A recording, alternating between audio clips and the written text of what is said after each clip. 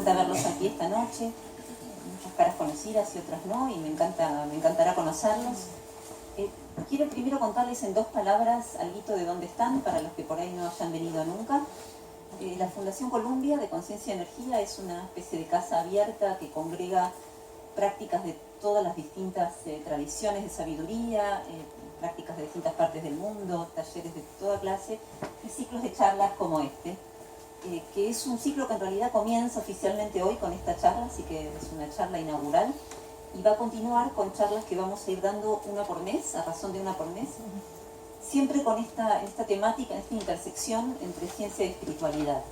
La próxima, que es en julio, les recomiendo, bueno, todas se las recomiendo muy particularmente, es sobre sanación energética, si existe, cómo, en qué consiste, quiénes pueden acceder a ella, con el doctor Odeski, que sabe mucho sobre el tema. La de agosto es sobre esa frontera difícil entre las experiencias místicas y la psicopatología. ¿Cómo sabemos cuando algo es de un orden o del otro? Otro temita así dificilón, pero muy interesante, a cargo de la doctora Raquel Bianchi, que lo ha explorado y lo ha investigado muchísimo. También recomiendo mucho que vengan. Estén atentos al Facebook, si no son amigos, por favor háganse amigos, porque ahí se van a ir enterando. A través del sitio también, por supuesto, pero en Facebook vamos a estar avisando frecuentemente. Y hoy también empezamos con este experimento de televisar es una palabra antigua, ¿no? De pasar por streaming, o sea, en tiempo real, estarán algunos viéndonos, y también va a quedar, por supuesto, subido y editado en el sitio. Creo que avisos parroquiales es hasta ahí nada más. Las luces están un poco bajitas porque necesito que puedan ver lo que les quiero compartir. Si alguien tiene calor, me levanta la mano, que sea bien informal lo nuestro. ¿Sí? Bueno, los acabamos de bajar un poquito. Aguantamos, Clau, un poquito a ver si se acomoda, o bajamos más. Si no, bajamos. ¿Bajamos un toque más? Sí. ¿Sí? ¿Puede ser? Bueno, espera, paso Armando entonces, si me haces la gozada. Muchas cosas por ahí. Gracias. Si hago un puntito por ahí. Muchas cosas por ahí. Bien, perfecto. La idea de estas charlas es que yo voy a darles una charlita de más o menos 1 hora aproximadamente. No sé, no me tomé el tiempo, pero andaremos por ese tiempo. Y después les voy a dar la opción de preguntar lo que quieran, si les quedaron dudas o hay algo que les interese ahondar un poquito más. Feliz de escucharlos y ver qué puedo aportarles, ¿sí? Esa es la idea. Así que bueno, esto se trata de la felicidad, pero lo vamos a tratar de abordar desde un lugar bien comprometido. Entonces los voy a invitar a que antes de empezar me cierren un poquito los ojos, se pongan cómodos, así como apoyando el cuerpo de manera que el peso se distribuya bien y que puedan sentirse sostenidos y que puedan ir apoyando y soltando las preocupaciones del día o de la semana, ya que es viernes. Simplemente sintiendo cómo entra y sale el aire y terminando de llegar. Viendo qué emociones pueden estar surgiendo solo por hacer este momento de aquietamiento, de conexión. Hacer, si pueden, respiraciones un poquito más abdominales para ir invitando al cuerpo al que se relaje y entre en la experiencia.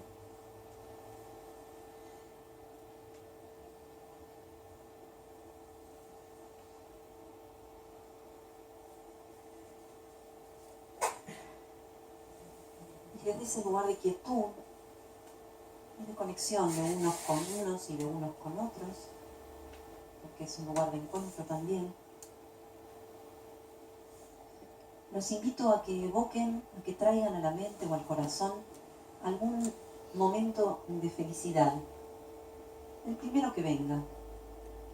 Puede ser muy antiguo o puede ser de hoy. Puede ser algo muy importante o un incidente pequeño que les haya arrancado una sonrisa. Tráiganlo.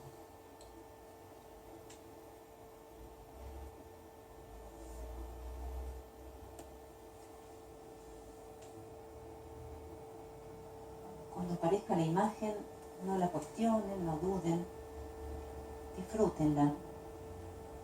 Dejen que ese calorcito que les generó en su momento vuelva a aparecer. Quizás dibujen una sonrisa interior o exterior, recordando cómo se sintieron en ese momento, cómo se sentía el cuerpo, el alma.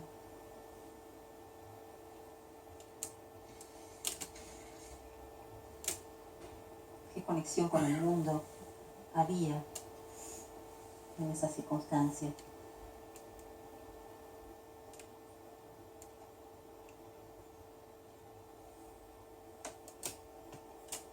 Si estaban solos o acompañados, si duró muy poquito o quizás duró un rato largo. ¿En qué parte del cuerpo la recuerdan más?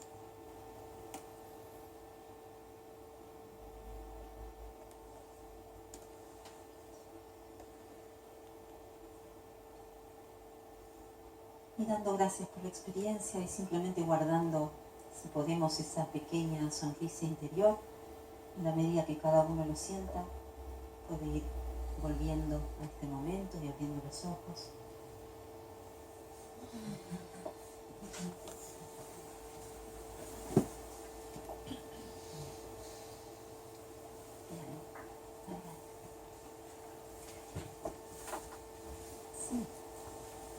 Sí. Después me llamaban a mí. Les voy a pedir que alguno que se anime me comparta de cuál es la imagen que apareció, así cortito, de qué se acordaron. ¿Sí? Así, sí. Mis sobrinos ayer. Tus sobrinos En ayer. el auto contándoles historias, riéndose, las risas de ellos. Vos contándoles historias y Sí, ellos riéndose, las risas. Muchas risas.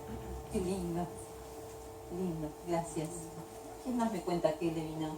En el momento que tuve a mi hija Cuando nació tu durante hija, la cesárea, cuando me la pusieron. cuando te la pusieron en el pecho. La vinilla. Todas vibramos con vos en esa. Sí, ¿vos? Yo pasé por una experiencia de, no fue un cáncer, pero casi, y el proceso me cambió para ser muy feliz. El proceso me está cambiando y ahora que ya no tengo más rayos y no tengo más quimioterapia, estoy muy feliz y muy llena y muy agradecida. Ay, qué hermoso. Ole, qué bien. Gracias. Aplaudiría yo. Sí.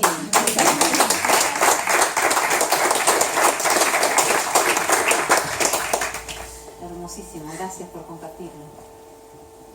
Igual no se achiquen, pueden ser cosas chiquitas también. ¿Alguien más? No, al contrario. ¿Alguien más? Sí.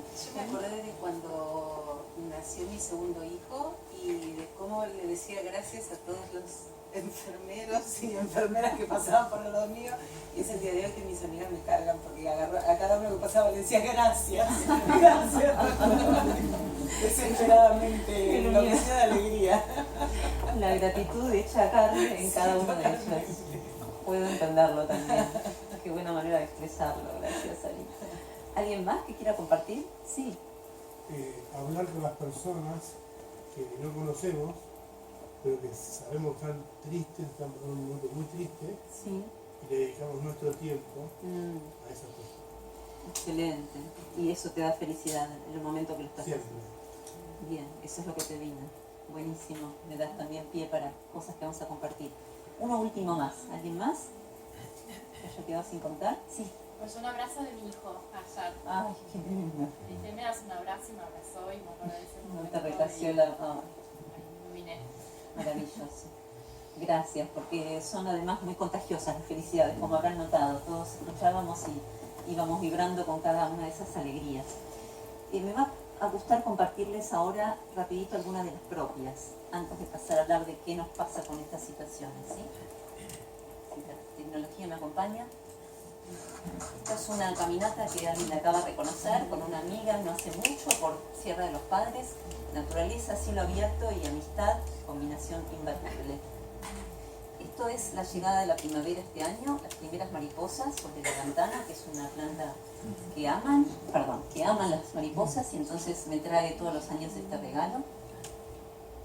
Esto es otro regalo de la primavera, es una torcasita que me viene a poner huevos en mi alféizar de la ventana, diría que casi todos los años, así sin falta, y ahí es donde yo trabajo, con lo cual lo veo muy seguido. Esto es un cielo, y todos los cielos en casi cualquiera de sus formas me hacen muy feliz todo el tiempo. Este es un pan recién salido del horno. Los panes, más allá de que me gusta hacerlos, me gusta también comerlos y me gusta todo lo que ocurre alrededor de un pan. El compartirlo, el ritual, el olorcito mientras se está haciendo, todo eso es una gran alegría muy cotidiana. Y esto quizás la alegría mayor de lo que uno puede así, que ya varios mencionaron, es un desayuno que me hizo mi hija para un cumpleaños, con mermelada de moras casera del árbol de la esquina, y con una F que no llegó a ser, pero que era una intención de F sobre el quaker, y mi flor favorita del jardín. Bueno, no hay mucho que explicar, ¿no? Cuando nos dan estos regalitos, sea un abrazo, un desayuno, lo que es su nacimiento, su mismo nacimiento, la alegría es muy plena. ¿Por qué quería empezar hablando de estas instancias? Porque todos sabemos de qué se trata la emoción de la alegría o de la felicidad, que veremos que hay una leve distinción, pero todo apunta a ese mismo lugar. El gran tema es, todos sabemos cómo se siente y sabemos qué cosas nos las provocan. Lo que nos cuesta un poco más es saber cómo permanecer ahí lo más posible o cómo volver a esos lugares cuando no se producen espontáneamente. Porque es cierto que todas estas instancias que comentamos, bueno, salvo algunas ahí que tenían otra característica, ya veremos cuál, son instancias de generosidad de la vida, ¿no? Las gracias de la vida, los hijos, los amores, la naturaleza, los panes. Pero la vida no es eso solamente, está claro, ¿no? Y no es eso todo el tiempo. Entonces lo que vamos a querer tratar de indagar un poquito hoy y ver con qué nos encontramos es esta pregunta, que como verán no somos los primeros en hacérnosla. Los queridos griegos empezaron allá atrás en el tiempo hace mucho a hablar de esta cuestión. Y vamos a hacer una pasadita rápida de algunas cosas que dijeron que al día de hoy nos sirven. Empezamos con el inefable Sócrates, que dijo: el secreto de la felicidad no está en tener más, sino en desarrollar la capacidad de desear menos. Acá ya hay un primer elemento que vamos a ver que no está tan lejos de algunas cosas que veremos que dice la ciencia hoy, ¿sí? Anticipaban ellos, como solían hacerlo, anticipaban algunos elementos, algunas ideas filosóficas muy importantes, para ver que ahora seguimos en la misma tesitura, ¿no? Epicuro decía: no arruines lo que tienes deseando lo que no tienes. Recuerda que lo que hoy tienes alguna vez fue una de esas cosas que deseabas. Entonces, de acá a Eckhart Tolle diciendo: vive la hora y no te anticipes, no hay mucho tramo. Así que bueno, en este sentido venimos pensando sobre estas cuestiones hace mucho, y hay algunas cosas que vamos confirmando que eran tal cual las imaginábamos. Epicteto, otro griego de la época, dice también: la esencia de la filosofía es que un hombre viva de tal modo que su felicidad dependa tan poco como sea posible de cosas externas. Estos tres nos están hablando un poco de lo mismo, ¿no? Y es que el deseo en sí mismo, el deseo cuando nos entregamos a esta especie de rueda del deseo de más, no es un muy buen camino. Algo ahí para ya empezar a pensar. Nos suma Aristóteles otro condimento cuando dice: la felicidad no consiste en diversiones y entretenimientos, sino en actividades virtuosas. Esto era muy Aristóteles. Él trae la idea del arete, de la virtud. De hecho, la palabra que se usaba en esa época para felicidad, por lo menos como él la plantea, es eudaimonia, que es una felicidad vinculada a la virtud. La vida plena, pero vinculada a la virtud. Para él la virtud principal era la razón, por lo tanto era una vida guiada y regida por la razón.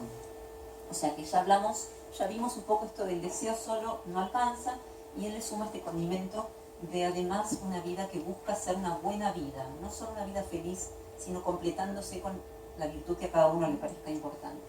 Nos vamos a otra parte del mundo, pero Buda nos dice esto: la felicidad no depende de lo que tenemos ni de lo que somos, solamente de lo que pensamos.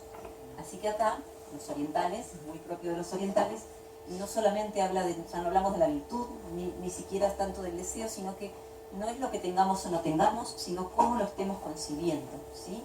Es una definición absolutamente interior. Y esto es novedoso, por eso hay muchos que dicen que es la primera psicología de la que tengamos noticias, el budismo. Mucho más acá en el tiempo, ya siglo XX, William James, un estudioso de la religión, dice: la acción puede no traer la felicidad, pero no hay felicidad sin acción.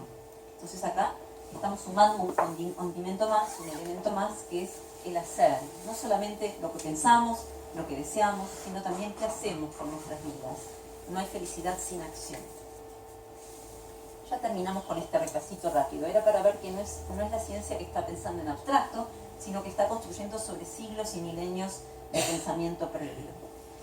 Y antes de entrar a ver qué es entonces la felicidad hoy para nosotros y qué sabemos sobre qué podemos hacer con esto, quería detenerme en este concepto de qué no es la felicidad. Esto está cada vez más claro.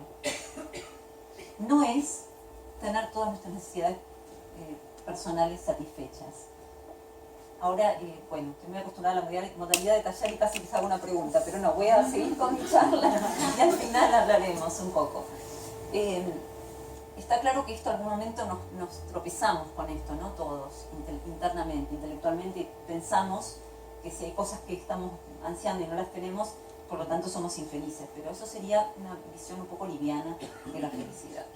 Tampoco es sentirnos siempre satisfechos con nuestras vidas, tener una visión de nuestra vida siempre impecable, ¿no? Como si alguien me preguntara y yo dijera: mi vida es fantástica. Por ahí un día no nos parece tan fantástica. Y eso tampoco significa que seamos infelices. Menos es sentir placer todo el tiempo, y menos aún es nunca experimentar emociones negativas. Muy por el contrario. Esto lo vamos a retomar más hacia el final, porque el tema de las emociones negativas, curiosamente, nos enseña mucho acerca de lo que es la verdadera felicidad. Este es un temita que por ahí, no sé, les interesa a todos, pero a mí me interesaba puntualizarlo, porque alguien con mentalidad más científica podría preguntarse, mis hermanos por ejemplo, podrían preguntarse cómo podemos saber quién es feliz y quién no, porque no hay una medida objetiva para esto. Entonces, les cuento brevemente, hay 4 formas que la ciencia viene investigando la felicidad. Todas ellas dependen de lo que se llama el reporte subjetivo, o sea, no hay forma más que preguntarle a las personas qué están sintiendo. Las 4 formas son: una es con un dispositivo, a veces ahora se usa una app en el teléfono, que se instala en la gente que está siendo estudiada, y entonces les preguntan a lo largo del día, cuando están haciendo distintas actividades, cuán bien se sienten en ese momento. Entonces podemos saber cuán bien se sienten lavando los platos, cuidando a sus hijos, trabajando, viajando. Y esto nos ha dado mucha información sobre estas pequeñeces, ¿no? De cuánto aportan. Por ejemplo, les anticipo una. Las que mejor cotizan, las que más alto dan en esos momentos en que están, son los momentos con los amigos.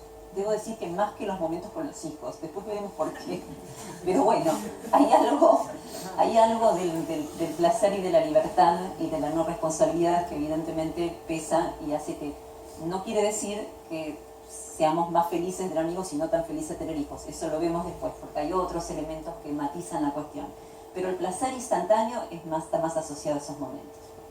Esa es la primera, perdón. La segunda son los estudios transversales, que es cuando le hacen a la gente contestar un cuestionario larguísimo con cómo se sienten en su vida de pareja, en su trabajo, en su vocación, en su tiempo libre. Esa es otra manera, preguntarnos sobre todo en nuestras vidas.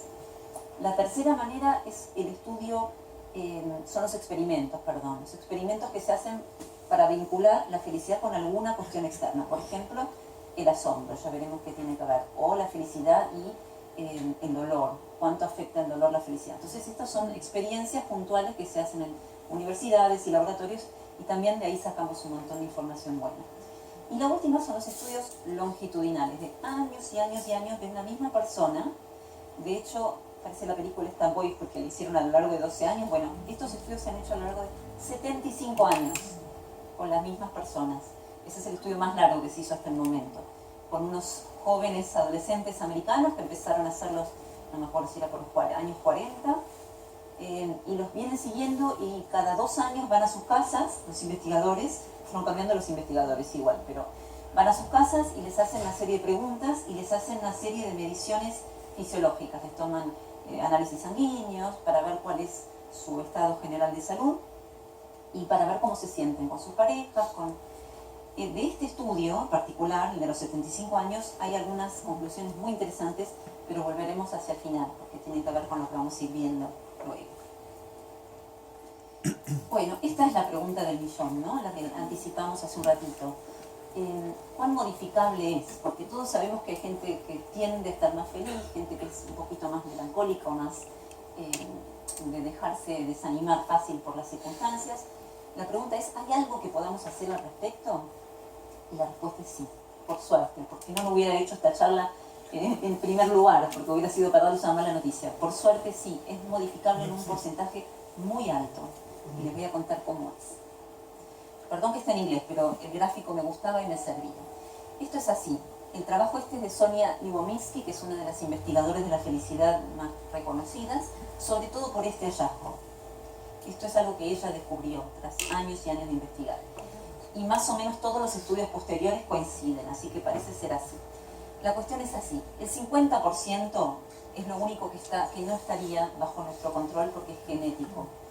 Genético significa que hay un gen particular que se llama 5-HTT, que es un gen que lo llaman el gen de la felicidad, que viene en distintos tamaños. Es así de simple. O tiene una patita corta o tiene una patita larga. Y si te tocan dos de la patita larga, es así de triste, pero es así, no les voy a mentir. Si nos vienen obviamente los dos padres. Si hay una combinación de dos patitas largas, sí. ¿Me ibas a decir algo? Lo que es sí, bioneurociencias está modificando ADN. Claro, bueno, ok, esa es otra cuestión, pero vamos a continuar con la parte más teórica y después en todo caso lo vemos al final, sí. Sí, también la epigenética está mostrándonos que los genes tampoco son todo lo estáticos que pensábamos, porque la expresión cambia. Pero acá, en este sector, la mitad, que no podemos modificar, explica cosas como, no sé si ustedes conocen a este actor que en una época estuvo muy de moda, Michael J. Fox, el que estaba en Volver al Futuro, bueno, que tiene Parkinson. Poco después de que le detectaran el Parkinson, o a los pocos años en realidad, escribió un libro que se llamaba Lucky Man, Hombre Afortunado. Y me acuerdo que en una entrevista, el periodista dijo, ¿cómo puede ser que pueda escribir un libro con este título y con esta tónica cuando te acabas de enterar de una noticia tan terrible? Y le dijo, la verdad yo no logro quedarme deprimido mucho tiempo, no sé, debe ser químico. Eso contestó risueñamente, pero no muy equivocadamente, porque evidentemente debe haber sacado en la lotería el gen que le correspondía o el que más conviene, y hay una tendencia entonces a mantenernos en lo que se llama una línea base de felicidad. Esto explica también otro hallazgo muy llamativo, que es que los acontecimientos muy dramáticos, tanto para arriba como para abajo, o sea, hacia la buena fortuna y hacia la mala fortuna, no nos afectan tanto como todos imaginamos que nos afectarían si nos ocurriesen. Por ejemplo, el ganarse la lotería, el famoso ganarse la lotería, que todo el mundo imagina que es el pasaje a la felicidad eterna, dura más o menos 6 meses, la curva que sube un poquito, digamos, de la felicidad base de esa persona y vuelve a su lugar habitual. El escenario contrario, por ejemplo, sufrir un accidente muy radical y quedar cuadripléjico, que también uno imaginaría que es un antes y un después, ¿no?, en una vida, es un antes y un después durante unos 6 meses más o menos. O sea, esa persona se ve deprimida y hace, me imagino, el duelo y todo lo que tiene que ocurrir durante X tiempo y tiende a volver al lugar donde estaba, que es su lugar como habitual. Entonces, esa es nuestra línea base. Pero ¿qué pasa del otro lado de este gráfico? Ese 10% son nuestras circunstancias.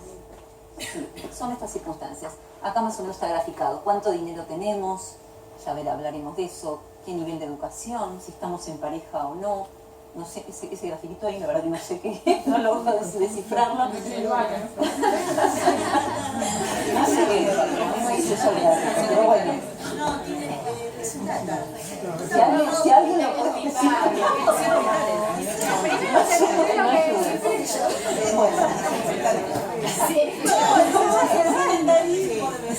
Es importante. Acá la compañera vio lo mismo que yo. Tiendo a pensar que es sedentarismo, pero no es muy claro. No, eso es así porque tiene una mochila. Bueno, cuestión que estas son las partes de nuestra vida que si bien no elegimos necesariamente, sí están bajo nuestro control. Ven que cae bajo este lado de la línea porque, bueno, si el tema es la educación, podemos esforzarnos por educarnos, si el tema es el dinero, veremos qué hacemos con eso. Más o menos hay algo que hacer. Pero esta es la parte interesante, esta es la que quería, de la que se trata la charla de hoy. Ese 40%, miren, casi la mitad, tiene que ver con nuestros estados interiores y con nuestras actividades intencionales, lo que hacemos, cómo elegimos vivir, mucho más allá de nuestras circunstancias.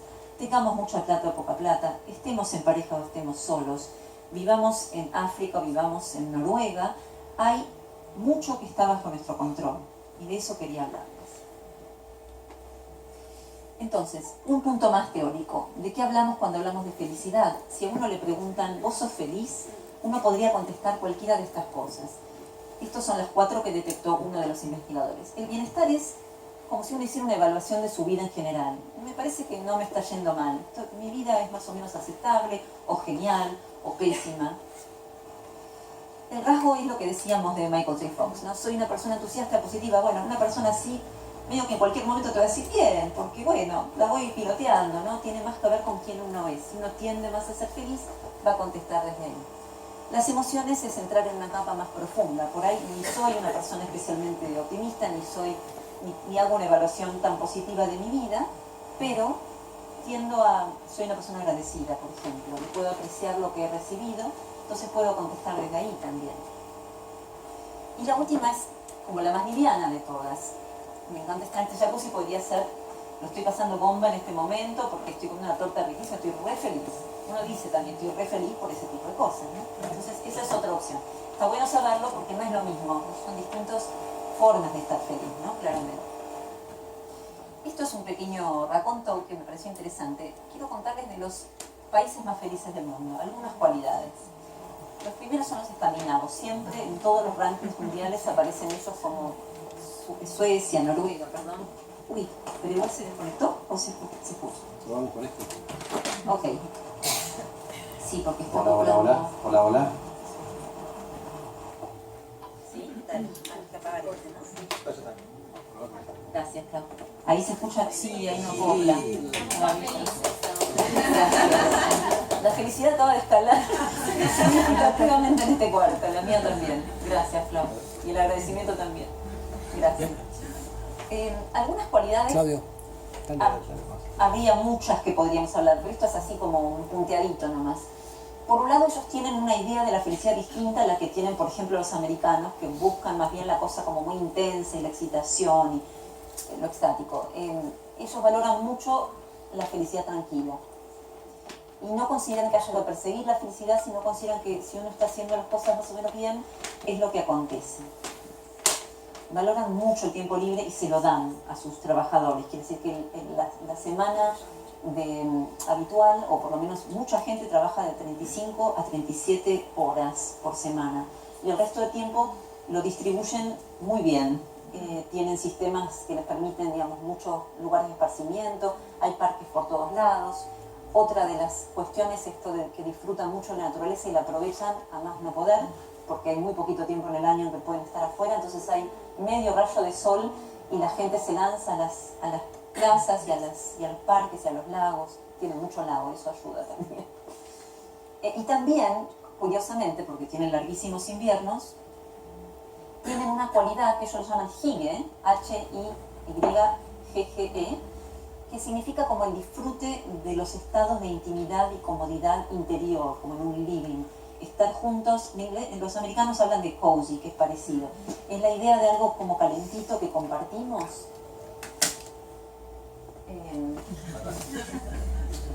Eso es alto, porque no hubiera podido. Ok. Gracias. Sí. Entonces, bueno, esta cuestión de cómo consideran la felicidad, ¿no? ¿Qué consideran felicidad? Eso sobre todo.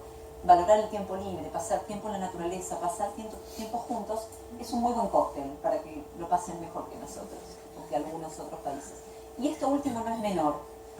Hay una palabra también, no la recuerdo, en lo que es en sueco, que significa lo que hace una persona que está alardeando. Está muy mal visto alardear tanto verbalmente, decir lo que uno tiene, como mostrar ostentosamente la riqueza. Es socialmente muy desaprobado.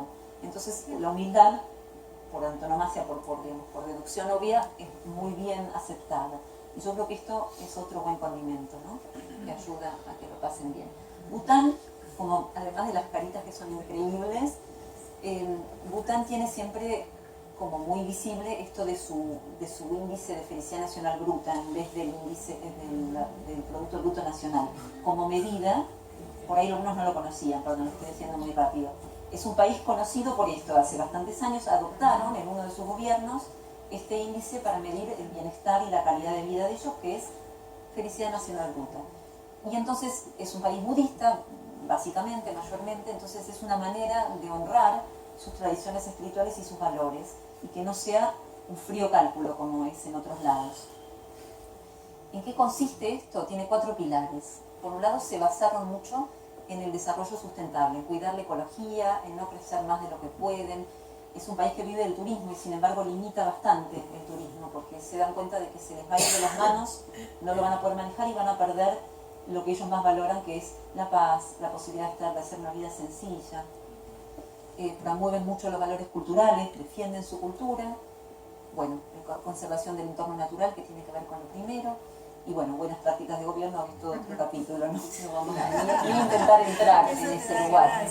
Igual hay que decirlo, porque me gusta ser realista, que este esquema les está costando en este momento. El tema de inhibir, de limitar el turismo, están con problemas económicos y están reviendo algunas de estas medidas. Esto lo digo porque es importante que nos pasa en nuestra propia economía, ¿no? A veces uno quiere priorizar cosas hasta que empieza a apretar mucho el bolsillo y la cosa se complica. Y bueno, es una negociación. La felicidad es dinámica, no es estática. Hay que ir buscando el punto ese de equilibrio. Tienen otro secreto que me interesó mucho decirles, que se los educa para pensar en la muerte, al menos 5 veces al día. Y no solamente está bien visto y valorado socialmente pensar en la muerte, sino que tienen contacto con la muerte, porque están en contacto con el proceso que se hace a los cuerpos cuando se mueren y antes de ser enterrados.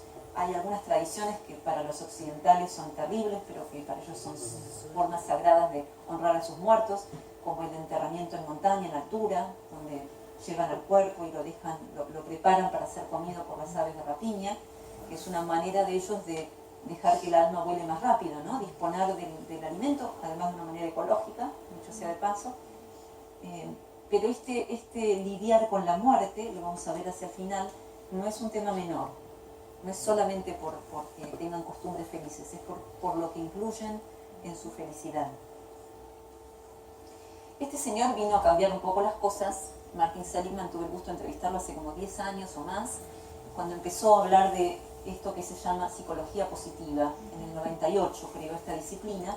Y la psicología positiva vino a cambiar un poco el juego, porque la psicología tradicional, sobre todo la freudiana y demás, siempre había apuntado a entender, digamos, de la normalidad para abajo. ¿Qué es lo que nos hace enfermarnos? ¿Qué es lo que nos hace infelices? ¿Qué podemos hacer al respecto? ¿Qué no se puede cambiar? Exhaustivamente y muy bien investigada y estudiada. Pero este hombre dijo, ¿por qué solo tenemos que averiguar qué nos hace infelices? ¿Por qué no podemos saber cómo podemos ser más felices de lo que somos? ¿Y qué es lo que hace que las personas que son felices de hecho lo sean? Y esta fue su primera formulación hace muchos años. En su primer libro se llamaba Felicidad Auténtica. Esta es la formulita a la que llegó. Propósito, compromiso y significado. Veamos un poquito de una. Propósito es más o menos conocido y comprensible. Es eso que nos hace levantarnos de la cama e ir a hacer lo que queremos hacer. Es un sentido de orientación hacia una meta. Es un sentido de estar llamado a algo. Es una misión propia. Compromiso es una traducción un poco rara, pero la respeto porque es la que vienen usando. En inglés era flow.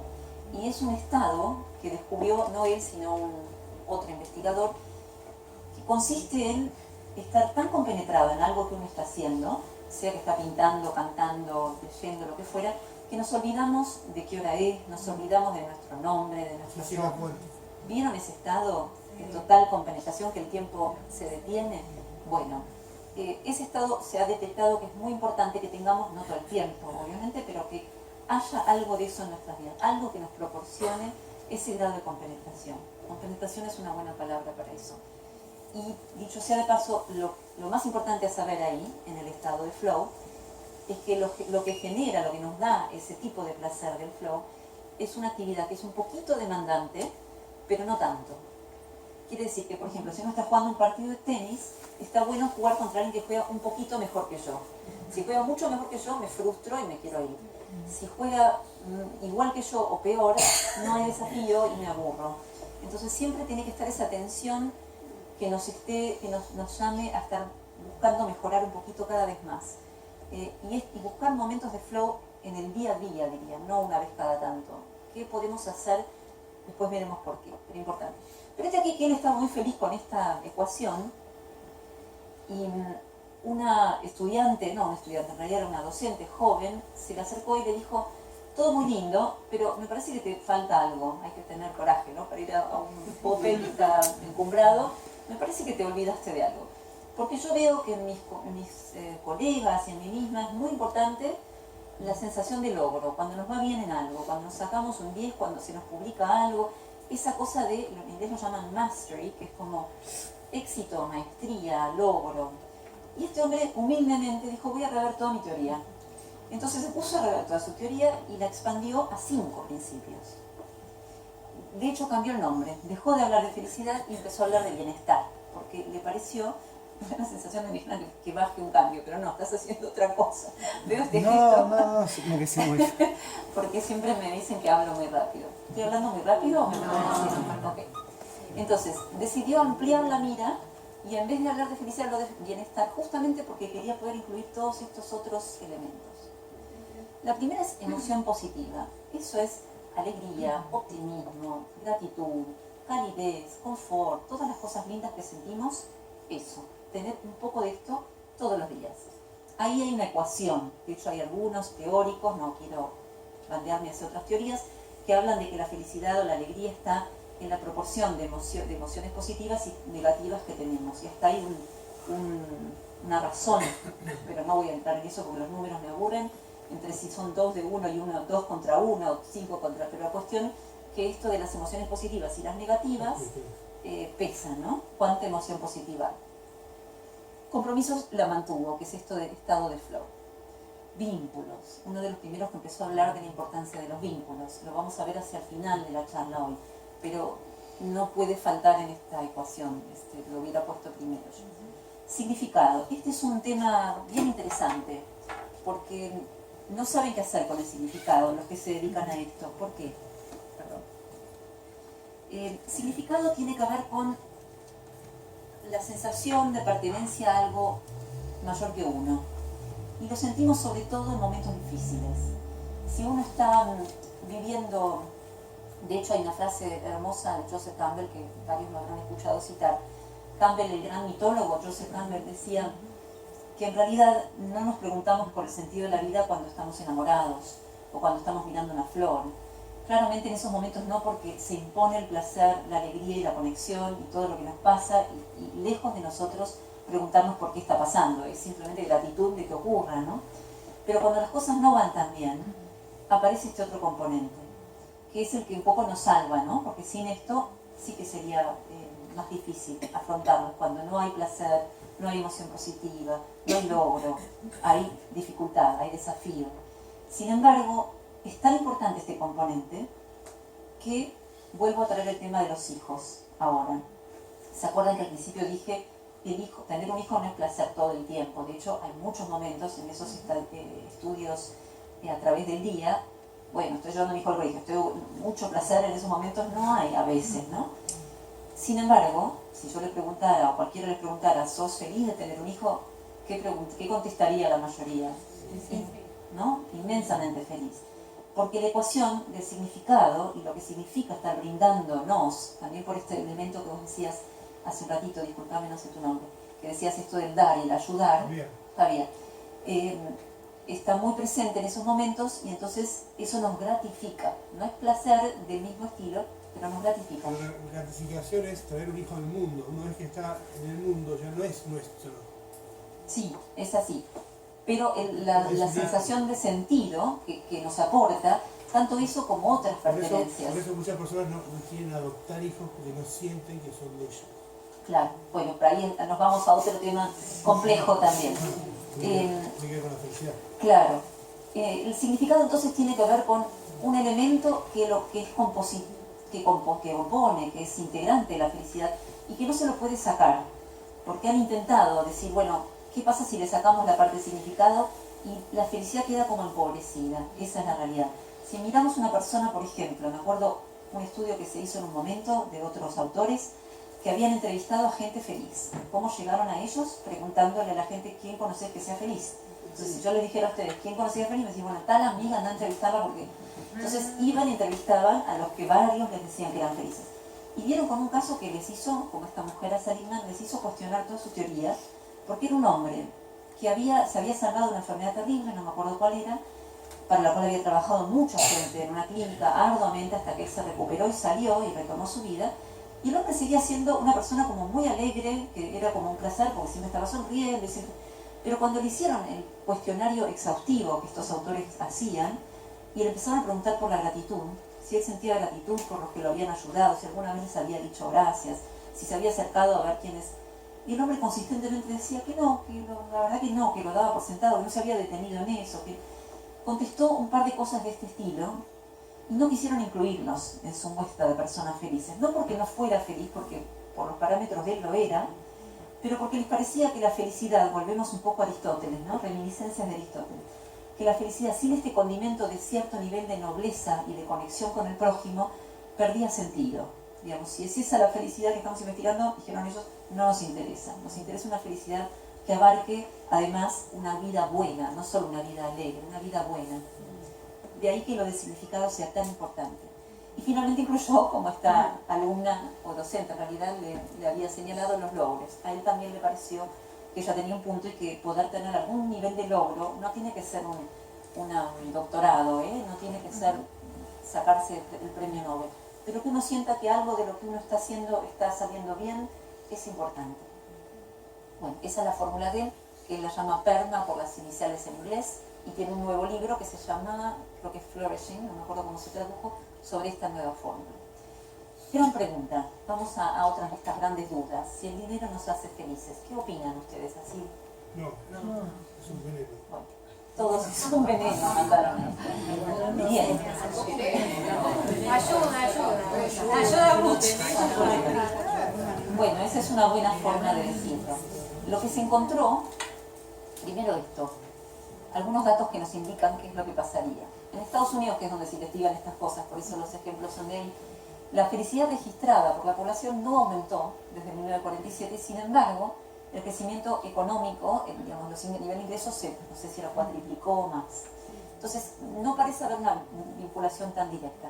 Sí hay una vinculación hasta el nivel de necesidades básicas satisfechas. Hasta ahí hay una diferencia enorme. Desde ese momento en adelante, que eso sería, no sé si alguno conoce la pirámide de necesidades de Maslow, sería ese primer escalón de la pirámide, ¿no? Eso sí, los que están bajo la línea de pobreza claramente son más infelices, y los países que están bajo el nivel de línea de pobreza también, eso se comprueba en todos lados. Desde el momento en que lo básico está, los butaneses, por ejemplo, no tienen vidas de lujo, sin embargo, insisto, son de los que se reportan, se dicen más felices. Desde ese momento los incrementos son niños. Hay algún mínimo incremento de un nivel bajito todavía. Ya desde gente rica, millonarios, no hay ninguna diferencia. Es más, el 37% de los más ricos son menos felices que el ciudadano promedio. Probablemente porque a mayor complejidad de vida, mayor estrés y etcétera, ¿no? Otro fenómeno asociado a por qué el dinero no compra la felicidad es esto que llaman cinta hedónica. Cinta es como cinta de correr, ¿no? Y hedonia es una palabra también de la antigua Grecia que tenía que ver con el placer, lo placentero. De hecho, esta palabra que les decía al principio de Aristóteles, eudaimonia, se contraponía, era lo opuesto, a la felicidad hedónica, que era la felicidad del placer, ya no virtud sino placer. Por eso, cinta hedónica. ¿Qué nos pasa? Que todas las cosas que queremos tener, cuando las logramos tener, nos dura más o menos de 12 a 18 meses. Estamos hablando de cosas que se pueden comprar, de autos, de casas incluso, de ropa, Y además, Daniel Kahneman, un ganador del premio Nobel, descubrió esto, que subestimamos mucho cuán rápido nos vamos a acostumbrar a eso que queríamos. O sea, aún sabiéndolo, todos seguimos convencidos que si tengo ese vestido o ese lo que sea, voy a estar sustancialmente más feliz. Bueno, ni sustancialmente ni por mucho tiempo. Rápidamente hay una tendencia a estar buscando lo próximo.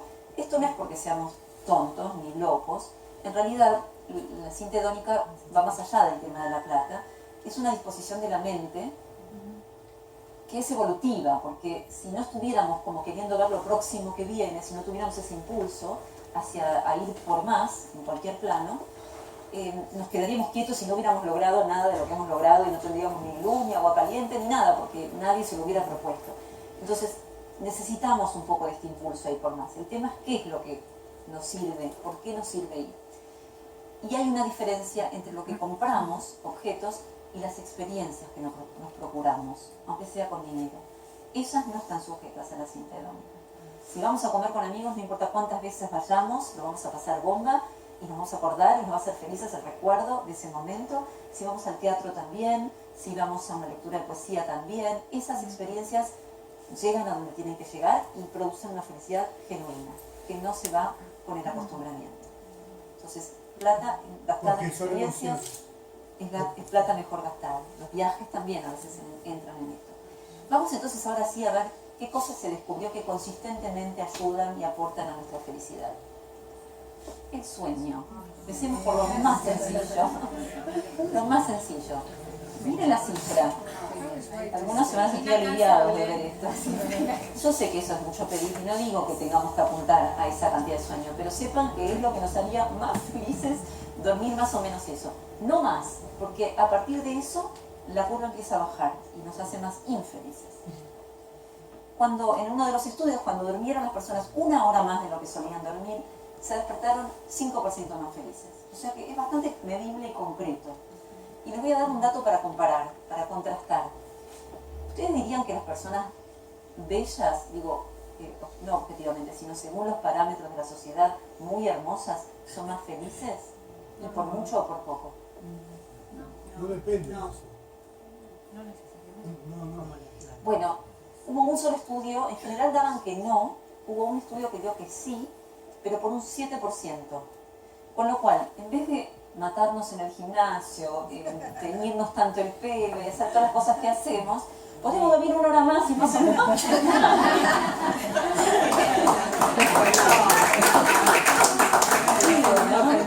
No sé, a mí se me ocurrió esa ecuación.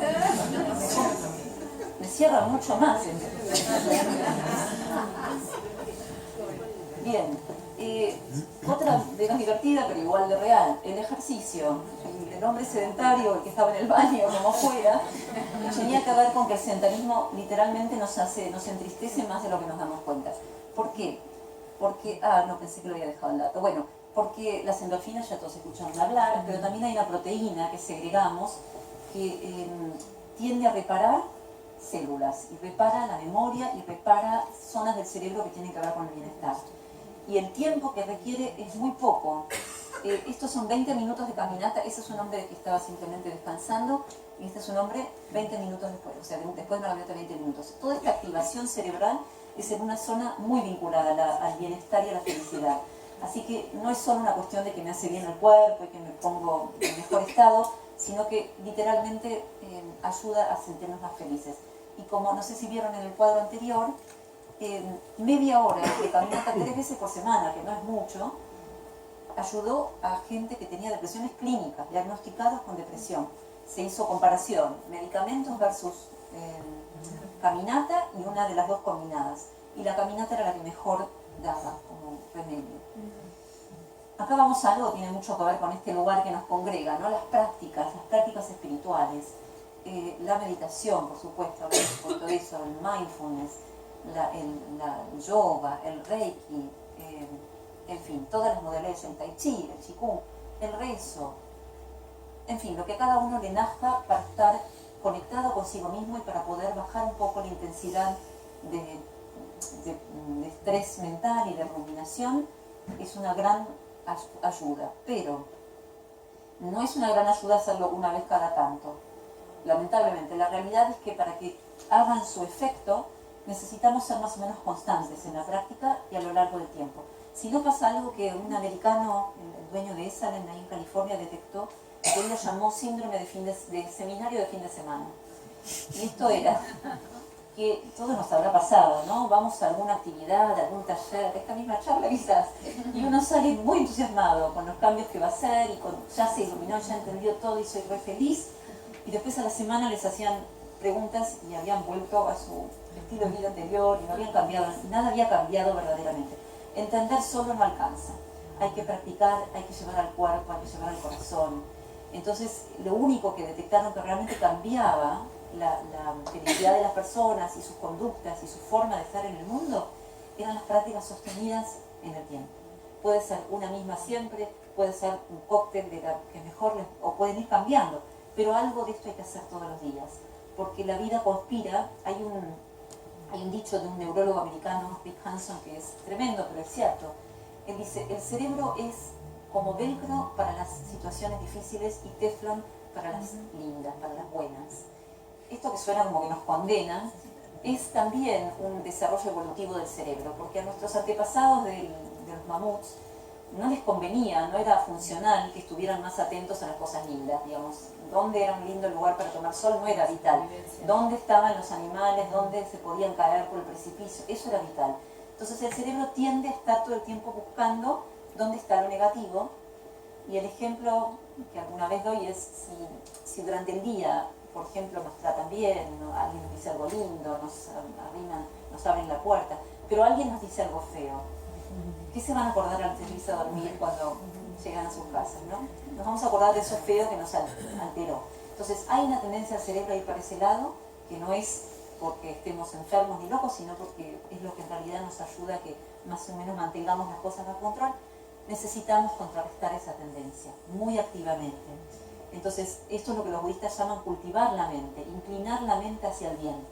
Y el bien son las prácticas que cada uno elija. Ahora vemos algunas de ellas que son especialmente indicadas, pero la que ustedes elijan, practicarla sabiendo que es como una especie de corrección ortopédica de a donde la mente tiende a ir. La meditación es una de las más estudiadas. A esta altura, la cantidad de beneficios. Este es Mathieu Ricard, el monje que estuvo el año pasado, siendo estudiado por Richard Davidson y otros. Estas son solo algunas estadísticas más que archi comprobadas.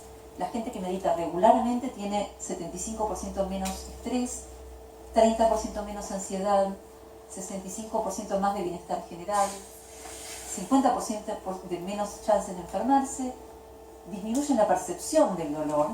Esto se hizo un estudio con meditadores zen donde se los sometía al mismo dolor a unos monjes tibetanos, creo que eran, y a personas comunes, dolor con un nivel de calor que iba aumentando hasta ser doloroso, y en realidad lo que estaban viendo en sus cerebros era lo mismo, o sea que la reacción al dolor estaba, pero los monjes reportaban un nivel mucho más bajo de dolor, o sea que en la percepción algo cambia.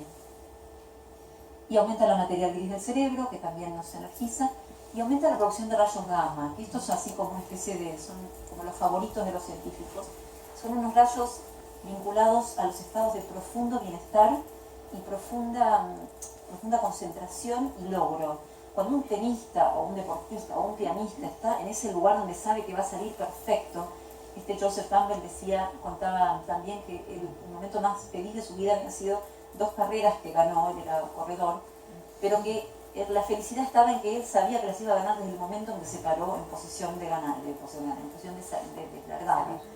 Había algo en él que era como físico, que le estaba indicando que esa carrera la iba a ganar. No era un cálculo mental, era una sensación en el cuerpo, y así fue, y así lo recuerda. Bueno, los monjes tibetanos y también unas monjas celestinas que investigaron en uno de estos estudios, y les pedían que meditaran sobre la compasión, iban rápidamente a ese lugar y producían rayos gamma, rayos gamma, rayos gamma. Es curioso, ¿no?, la vinculación de la compasión y los rayos gamma, porque alguna teoría surgió después de que quizás porque estamos en ese lugar de la compasión estamos conectados con algo superior, con algún otro nivel de conciencia, y entonces estamos operando al más alto nivel posible. Mindfulness, habrán escuchado hablar, está tan de moda. Mindfulness es una de las, en realidad significa atención plena, y es una forma, está vinculada a una de las corrientes budistas, que es la corriente Vipassana, y tiende a, antes de pasar a los efectos, consiste en tratar de estar donde estamos, es decir, que la mente esté donde el cuerpo está, haciendo lo que, correspondiéndose con lo que el cuerpo está haciendo. Entonces tiene una forma de meditación, pero en realidad nos pide estar todo lo posible consciente durante el día, en nuestras actividades, Thich Nhat Hanh, que es uno de los grandes propulsores, decía: cuando como, como, cuando camino, camino. Es tan sencillo como eso y tan difícil como eso. Cuando logramos tener una cierta práctica de mindfulness, no quiere decir que estamos todo el día conscientes y conectados, pero tratamos de volver, ¿no? Hay muchas formas. Hay campanitas que se las pueden bajar en la computadora que nos suenan cada tanto cuando nosotros les decimos, y entonces en ese momento podemos parar, respirar, chequear cómo está el cuerpo, hacer un escaneo del cuerpo, o simplemente cómo estoy. Preguntarnos cómo estoy ya es una pausa, lo que llaman los budistas una pausa sagrada. Y ni hablar cuando estamos por entrar en un estado de reactividad, ¿no? Si estamos enojados, si algo que nos dicen nos cae mal y estamos por contestar de una manera que nos vamos a arrepentir, o lo que sea que nos ponga reactivos, ese momento de poder chequear dónde estamos y respirar y hacer alguna de estas prácticas es valiosísimo. También tendemos a ser menos proclives a la rumiación. Esto significa al pensamiento rumiante, claro. No es que vamos a... La gente a veces pregunta si uno pone la mente en blanco. No es que ponemos la mente en blanco al meditar. Los pensamientos suceden porque la mente piensa, es lo que la mente hace, es su laburo, es su trabajo. Pero al lograr bajar el nivel de excitación con alguna de las anclas que nos propone la meditación, sea la respiración, sea un mantra, sea la atención a lo que pasa en el cuerpo, la mente va sosegándose, entonces acontece la claridad. Tendemos a tener más emociones positivas, modulamos mejor el miedo. No quiere decir que tengamos menos miedo, pero lo sabemos manejar. Hace poquito algunos la conocen, Margarita Gordín, los que me hayan visto a lo mejor este evento que hicimos hace poquito en Tecnópolis, de Vivir Agradecidos, ella contó esto, me parece, en una filmación que hicimos. Es una mujer maravillosa que es una escultora que padece ELA, esclerosis lateral amiotrófica, una enfermedad muy dura porque va quitando la movilidad del cuerpo progresivamente y queda uno sin poder mover nada. Ella está más o menos en ese estadio de la enfermedad, pero es una meditadora de larga data, y una mujer maravillosa además. Entonces trabaja con sus emociones, que es lo único que puede hacer. Hacer ya no puede, pero sí puede ser. Y lo que ella dice es que con el miedo lo que hace es una meditadora sufí, o sea que viene de esa tradición que trabaja con el corazón. Cuando aparece el miedo, respira ese miedo en el corazón, lo deja hacer y lo acompaña, digamos, lo alberga. Y eso no quiere decir que el miedo no esté, pero va tendiendo a seguir su curso, a no instalarse, porque ella no se cierra a que aparezca. Aumenta nuestro nivel de intuición porque estamos más conectados y hay menos ruido, y mejora nuestros vínculos, porque todo esto redunda en alguien más fácil, más vivible, ¿no? Más fácil, más amable para estar con ellos. Paso a otra gama de prácticas ahora. Son prácticas también las que voy a mencionar, pero no son de estas que uno hace en un lugar donde toma talleres. Son prácticas de la vida, son actitudes de vida. La gratitud ha sido, por suerte, muy estudiada en los últimos años. Robert Emmons es uno de los investigadores que estaba investigando, así como Seligman, todas las fortalezas que nos hacen bien. Recaló en la gratitud y no se movió más de ahí, porque dijo, acá está la posta, esto es lo que más necesitamos. Y se dedicó a estudiar únicamente esto. A lo mejor algunos habrán escuchado hablar de Brother David Steindl-Rast, que estuvo acá con este mismo mensaje, y el organismo que se creó para difundir sus enseñanzas, Vivir Agradecidos, se los recomiendo, mírenlo, porque ahí hay mucho para leer sobre la gratitud. Pero básicamente es una emoción que tiene como estos tres condimentos, ¿no? Sentimos gratitud espontáneamente cuando estamos en presencia de algo que es bueno, que es gratuito, que no tengo que hacer nada para conseguirlo y que no depende de nosotros, que no lo produjimos nosotros, nos vino por gracia. No importa si es una persona que nos lo procuró o es la vida misma, pero esa sensación de gratitud es poderosa. El tema es que no podemos depender de sentir la emoción únicamente. Esto es un poco como el amor o como otras cualidades. Hay una emoción que surge espontáneamente y hay una actitud y un trabajo de procurarnos más y más gratitud. Y tiene un efecto contagioso con los demás y un efecto rebote para con uno. Cuanto más agradezco, más gratitud siento y más felicidad, por lo tanto, también. Es una actitud de vida que además me importa mucho hacer esta distinción entre gratitud y la actitud de gratitud. Porque uno podría preguntarse qué pasa cuando uno está pasando por algo terrible, ¿no? Como esta mujer que les contaba. ¿Puede sentir uno gratitud en ese momento? Sí puede sentirla. no va a sentir la emoción de la gratitud todo el tiempo, porque claramente es una enfermedad que trae sufrimientos, la inmovilidad absoluta, no poder ver a su gente, no poder salir de su casa. No vamos a negar que estas cosas existen, ¿no? Y que cuando uno acaba de recibir un diagnóstico difícil o cuando ha sufrido alguna pérdida de cualquier tipo, no va a sentir la emoción de gratitud. Y puede que no la sintamos por mucho tiempo también, si nos deprimimos, por ejemplo.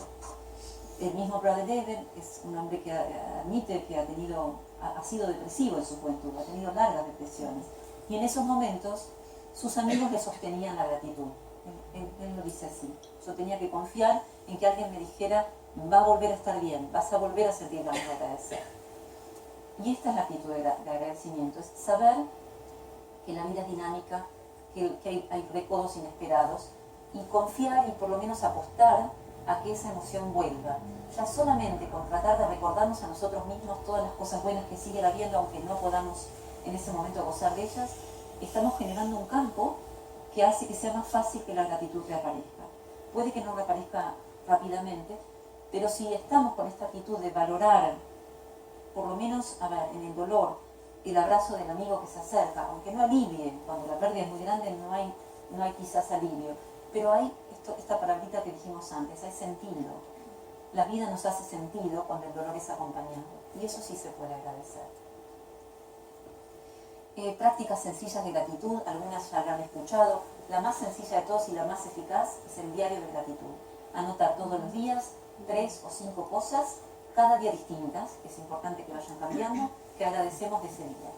Esa práctica se ha demostrado que ha cambiado el nivel base, ¿se acuerdan del nivel base de felicidad? A lo largo de 6 meses, aún meses después de dejar de hacerla. Así de importante es.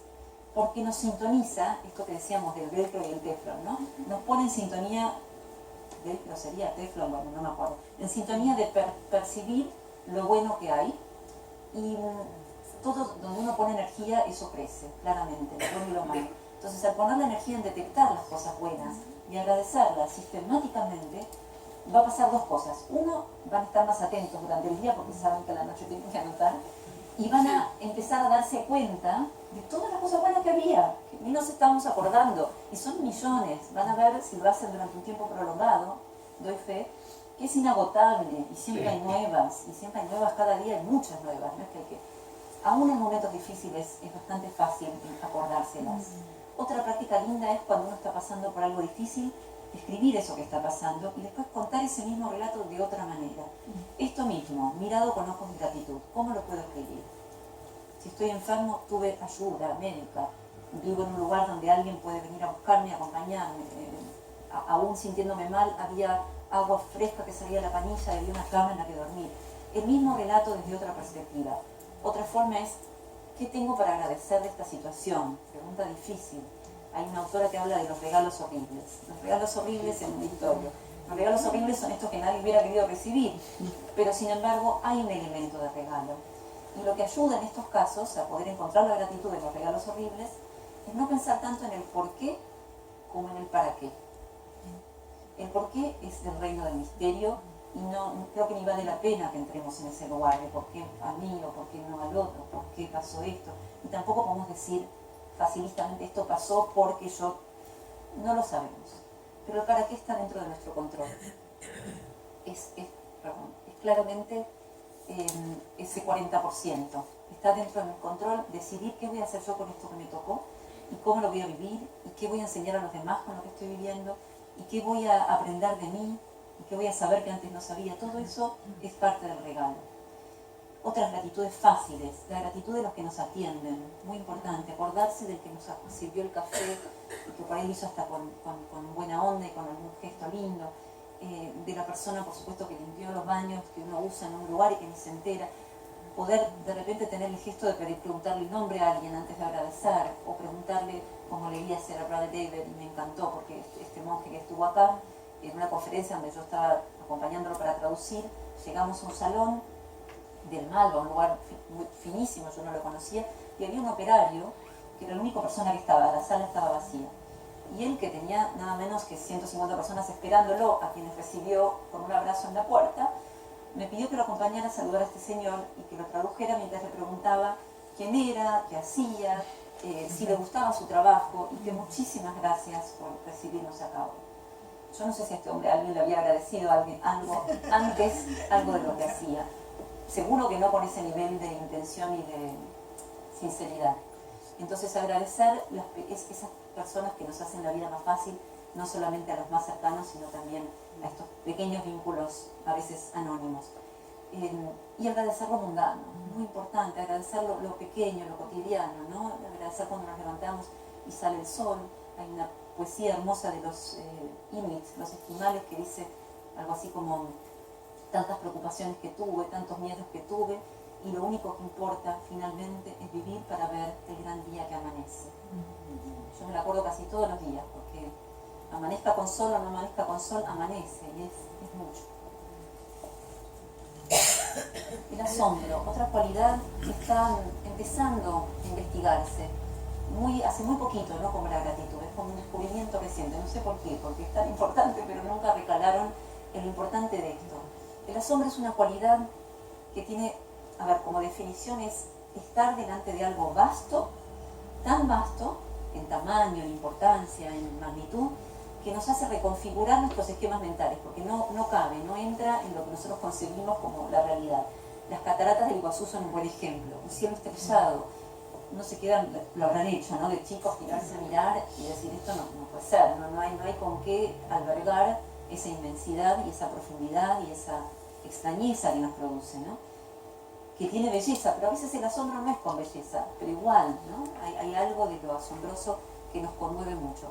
Se empezó a investigar hace poco y descubrieron, en estos estudios experimentales, que si nos exponen a asombro, aunque sea en una pantalla, lo que hacían era poner a la gente en un estudio y por pasarles imágenes asombrosas, ¿no? De montañas y cosas. Y después les hacían preguntas. Y las preguntas eran, por ejemplo: ¿cuán feliz te sentís con tu vida? ¿Cuánto tiempo tenés? Y si estarías dispuesto a donar tu tiempo, por ejemplo, para alguna causa. Los que habían visto las imágenes asombrosas, en comparación con los que habían visto imágenes neutras, sin asombro, decían, no me acuerdo el porcentaje, la verdad, pero en un porcentaje significativo, sentirse más felices, tener más tiempo y por lo tanto querer donar ese tiempo, estar dispuestos a donarlo. ¿Por qué piensan que el tiempo es importante? ¿Qué nos pasa ante una imagen, ante un momento de algo así? ¿Qué pasa con el tiempo cuando uno está captivado por el asombro? Se paraliza. Es puro presente. De golpe, No hay tiempo. claro, exactamente. Igual que en el estado de flow, nos olvidamos de si teníamos que ir a algún lado, o si venimos, o si nos pasó. No hay tiempo y estamos compenetrados con algo más grande y más vasto, que tiene una cualidad, miren qué paradójico y qué interesante. Por un lado nos sentimos empequeñecidos, ¿no? Hay como una cosa de humildad ante un océano, ante un cielo, pero al mismo tiempo no sabemos parte de esa inmensidad. Y esto trae una particular forma de alegría y de bienestar, porque si algo hizo eso y yo soy parte de lo mismo, no está nada mal ser parte de eso, ¿no? De esa grandeza.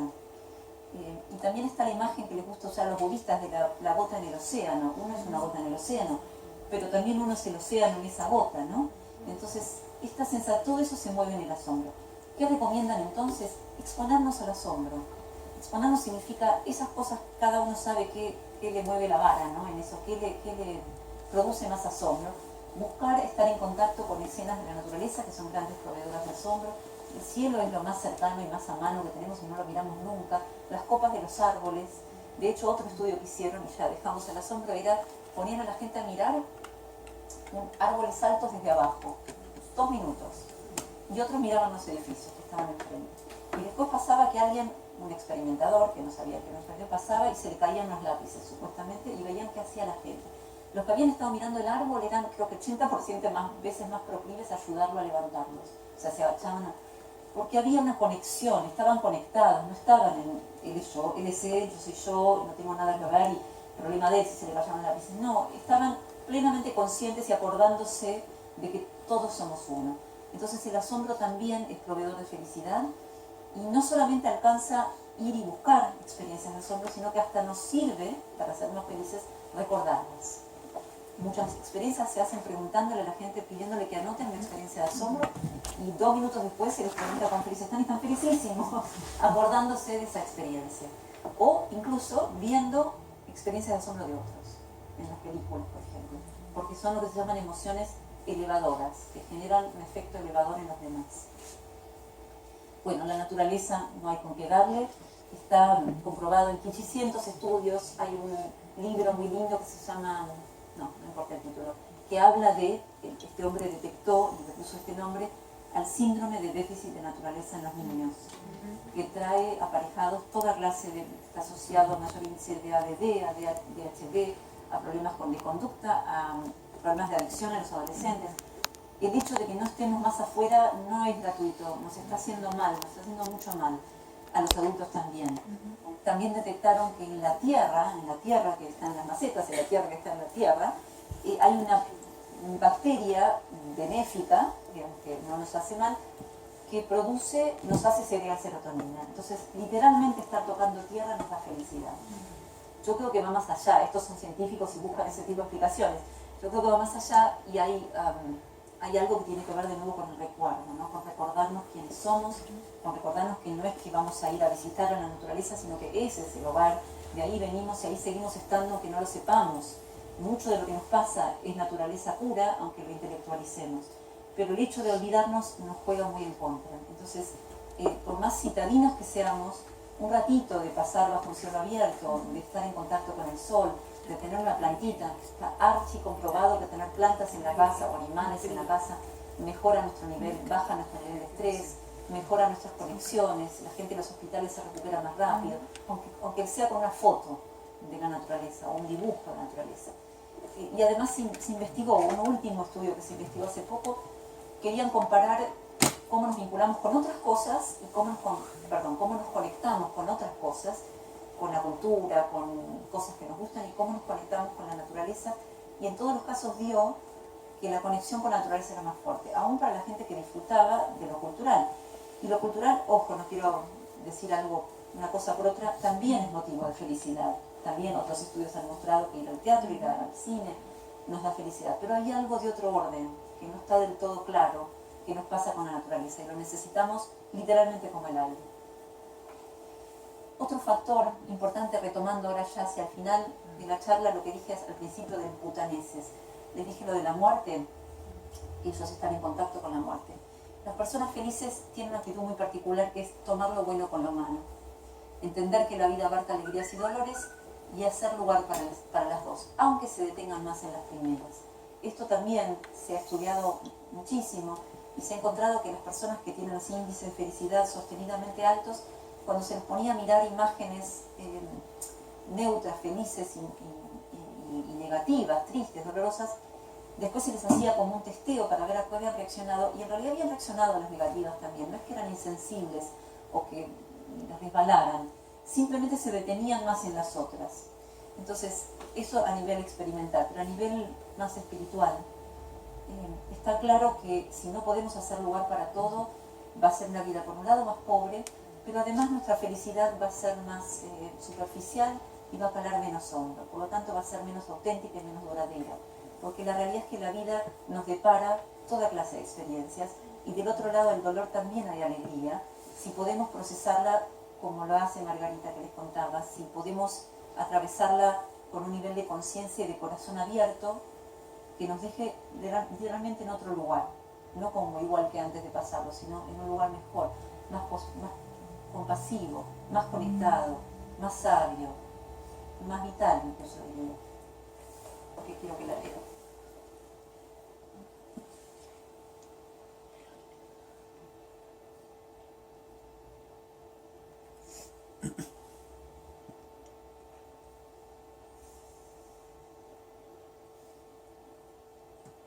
Betty Hillesum fue una mujer que murió en un campo de concentración, una sobreviviente. Escribió textos maravillosos, y esta frase siempre me conmueve mucho porque, bueno, no había llegado a lo peor de sus experiencias, pero había visto mucho ya para ese momento. Y esto es un caso extremo, digamos, de poder ver el sentido de la vida y la maravilla de la vida aún viendo lo peor de la especie humana. Pero simplemente me interesa saber que hasta esto es posible. Que así como Margarita desde su lugar donde no puede mover ni un músculo ya puede decir la vida es un milagro, esta mujer que está viendo lo peor de la especie humana puede decir no me engañan, la vida es un milagro. Entonces hay capacidad, hay mucha capacidad en el corazón humano para poder albergar las peores instancias de la vida y seguir entendiendo, como decía Campbell, que en el corazón de la vida hay dulzura. En el corazón de la vida hay dulzura. No me cabe duda que esta mujer debe haber, en todos esos momentos en que vio todo lo que veía, debe haber atinado a ver también muchos gestos de bondad, muchas manos que ayudaban, muchas intenciones de ayudar al otro a sobrevivir eso que estaban viviendo. Y con eso se quedó. Es una elección, ¿no? Todo esto tiene que ver con lo intencional y con la elección que hace cada uno de con qué se queda. Esto me gustó, por un lado porque habla un poco de la importancia de la alegría y de no tomarse la vida muy en serio, pero también porque estas mujeres son amigas y esto me anticipa esto que viene ahora. Estamos llegando al meollo de la cuestión, ¿no? Ese estudio de 75 años que les conté al principio, lo que detectó, el gran hallazgo, fue que no había nada que se acercara a la importancia de esos vínculos, de los vínculos que tenían estos hombres. Los que llegaron a octogenarios, sanos y felices, eran los que habían sabido cultivar buenos vínculos. Esto no quiere decir muchos vínculos, quiere decir buenos vínculos. Y buenos vínculos significa dejarnos ver por el otro, abrir nuestro corazón, acercarnos a la intimidad de un otro, dar y recibir, y estar ahí como incondicionalmente uno por el otro. En las parejas de estas personas habían habido de todo, ¿no? Y había parejas que eran más peleadoras y otras que eran más pacíficas. No estaba ahí la cuestión. Si se peleaban, se peleaban, pero tenía que haber esta cualidad de yo sé que estoy para vos, no importa qué, y te cuido las espaldas y me importás por encima de todo, uno con el otro. Lo mismo en las amistades, lo mismo con los hijos, lo mismo en todos nuestros vínculos. No necesitamos muchos vínculos, necesitamos buenos vínculos. Por supuesto que muchos vínculos suman también si son lindos vínculos, pero lo importante es que ponemos, es más importante lo que ponemos en ellos que estar viendo qué es lo que recibimos. Eso ya hace como que vaya sustancialmente escalando la calidad de nuestra vida en cada una de ellas. Y tiene mucho que ver con un acto de intención. Así como dijimos, el asombro y la gratitud son emociones que espontáneamente surgen y es divino cuando ocurren, pero uno las puede procurar. El amor es una emoción, pero también es una acción cotidiana, es una forma de vivir. Si uno va por la vida buscando despertar amor en los demás y buscando proveerlo, ya es otra la vida, claramente es otra vida. Son, por lo tanto, los buenos vínculos el indicador más consistente que hayamos encontrado de todo lo que dijimos, de felicidad, de buena salud y de longevidad. A los 50 años, los hombres que decían que estaban felices con sus matrimonios, por ejemplo, son los que después a los 80 seguían estando más sanos y también, por ejemplo, no habían perdido la memoria, como uno de los tantos efectos que notaron, ¿no? Es protectora, la felicidad de vincular, es protectora de la salud física y también de la salud mental, aparentemente. Porque no pasa el tiempo. Sí, puede ser. Bueno, pero porque nos procura lo que más necesitamos, básicamente nuestra psiquis tiene un montón de demandas y complejidades, pero si hay algo que necesitamos todos, por encima de cualquier otra cosa, es sentir que pertenecemos, que nos queremos, que somos admitidos y queridos y amados. La base de todo es el quererse a sí mismo, ¿no?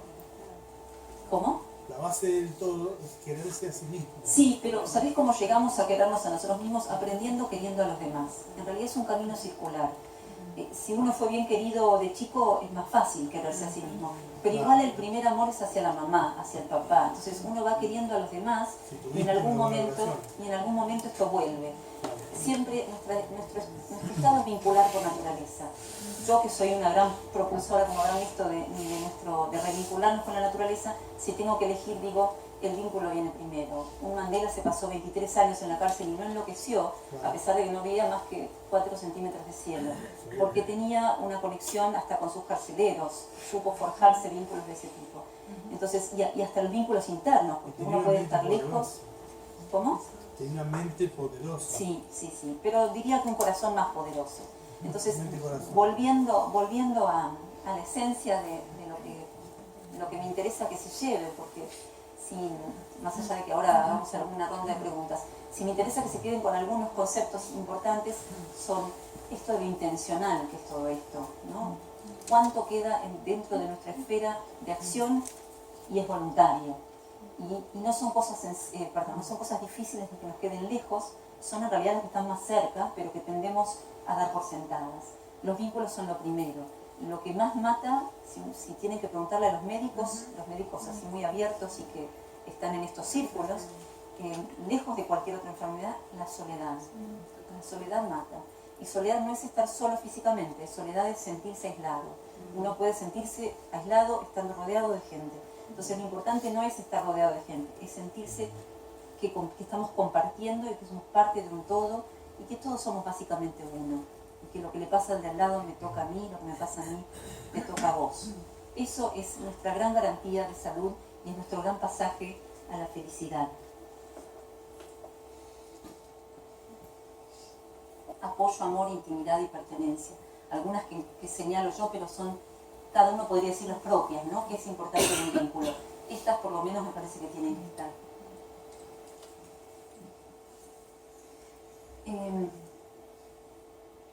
La alegría es nuestra naturaleza original y espera. Esto es como una concepción filosófica, pero tiene mucho que ver con todo lo que venimos viendo. Finalmente, todas estas prácticas, estas actitudes, estas propuestas tienden que ver con acercarnos a un lugar que no está lejos, que está siempre a mano, pero que nos olvidamos que está. Es un lugar interior de cada uno al cual se accede con el silencio, se accede con la gratitud, se accede con el amor, y ese es el lugar de la alegría que permanece. Los invito a que lo visitemos lo más seguido posible. Gracias.